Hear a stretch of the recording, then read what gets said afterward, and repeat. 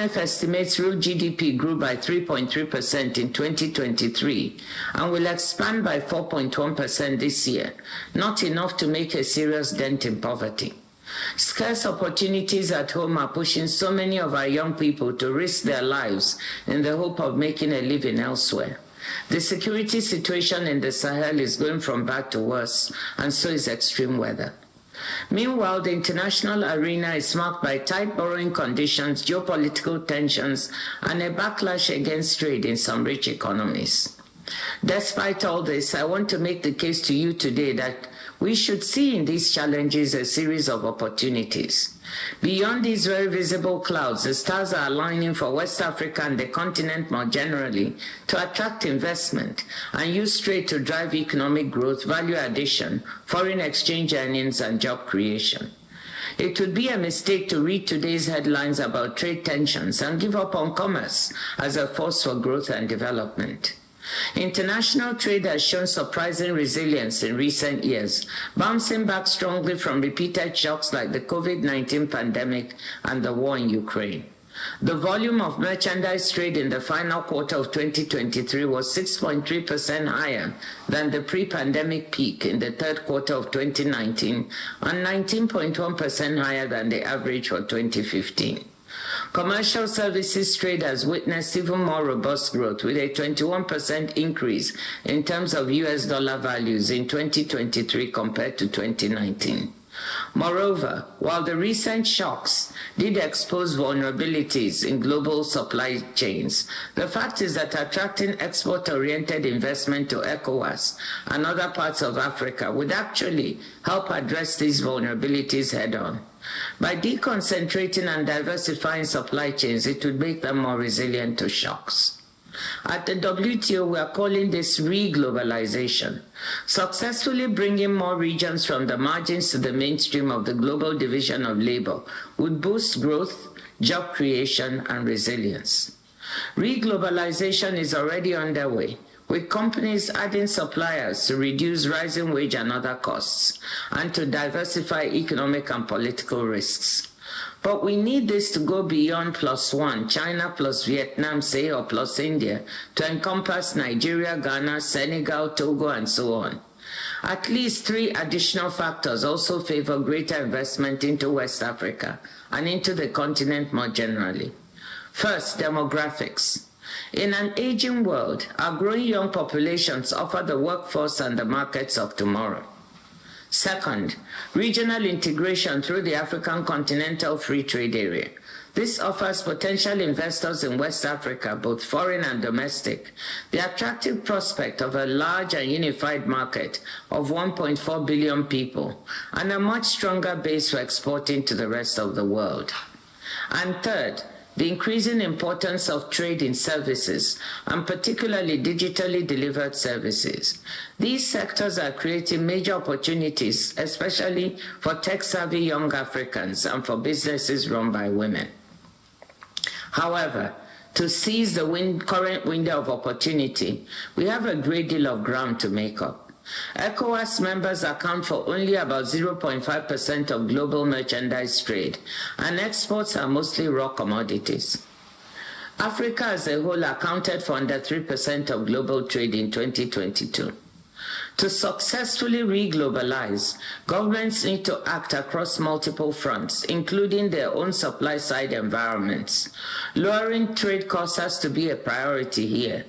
African businesses currently face trade costs equivalent to a 354% tariff, 1.5 times the level in high-income countries. For intra-African trade, the costs are 1/5 higher, equivalent to a 435% tariff. Costs this high are neither a recipe for building continental value chains nor for tapping into global ones.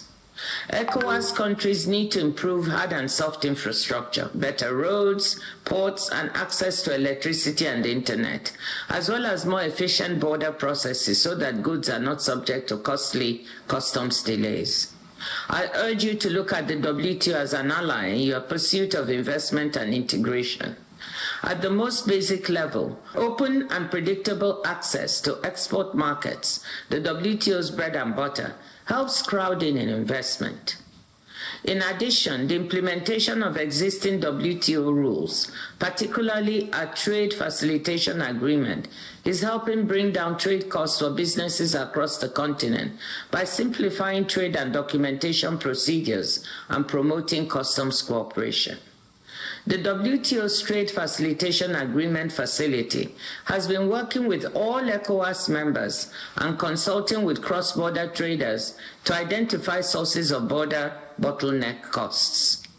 The Community Customs Code has been modernized, and a new electronic system for managing transit goods has been deployed along key corridors, reducing border costs and increasing revenue.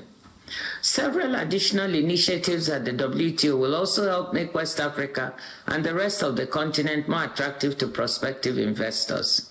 Most prominent among these is the Agreement on Investment Facilitation for Development, recently finalized among 125 of our 166 members at our 13th Ministerial Conference in Abu Dhabi.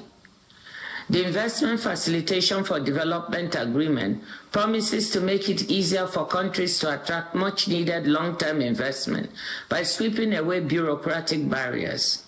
It will simplify administrative procedures and streamline investment approval processes. Single online information portals will make relevant information more accessible to investors. IBID estimates that ECOWAS alone has an annual investment shortfall of $12 billion. Signing on to the IFD, the Investment Facilitation for Development Agreement, is a signal of intent to improve the investment climate. That's why I'm so proud that 13 of the 15 members of ECOWAS have signed on. I won't name the other two. You know who you are, and you should sign up soon. We hope to bring the IFD agreement officially into the WTO framework. Some members have some reservations about doing so, and I hope these can be overcome in the coming months. Another positive step at MC13 was the extension for 2 more years of a long-standing WTO moratorium that spares cross-border digital transmissions from import duties. Continued predictability in this area is good news for young West Africans active in the global digital economy. A less well-known aspect of the WTO's work is what we do on the supply side to help countries take advantage of trade opportunities. We are partnering with the World Bank to help African countries overcome the digital divide and ensure that people can take advantage of the fast-growing digital economy. The World Bank has allocated about $1 billion in funding for building and upgrading digital infrastructure, starting in 9 pilot countries, whilst the WTO will provide support on the necessary regulatory infrastructure. The new Women Exporters in the Digital Economy Wide Fund, launched by the WTO and ITC, the International Trade Center, will support women entrepreneurs to scale up businesses and access global value chains. When the fund opens for application soon, I hope women from across West Africa will apply. We have seen time and again in our region that the talent and business ideas are here. All that is missing very often is a bit of capital and advice. Finally, through our initiatives like the Enhanced Integrated Framework and the Standards and Trade Development Facility, the WTO works directly to equip and empower small businesses in developing countries to connect to global markets. The impacts can be transformative. I have met women from a shea butter cooperative in Nigeria's Oyo State for whom obtaining international quality and safety certification opened the door to lucrative export markets and lasting increases in their incomes that have allowed them to send their children to higher education and invest in side businesses. Just last month, the STDF and the ITC, International Trade Center, launched a project to do something similar in the cowpeas and sesame sectors. Our Enhanced Integrated Framework is providing support to all 11 of the LDC members of ECOWAS.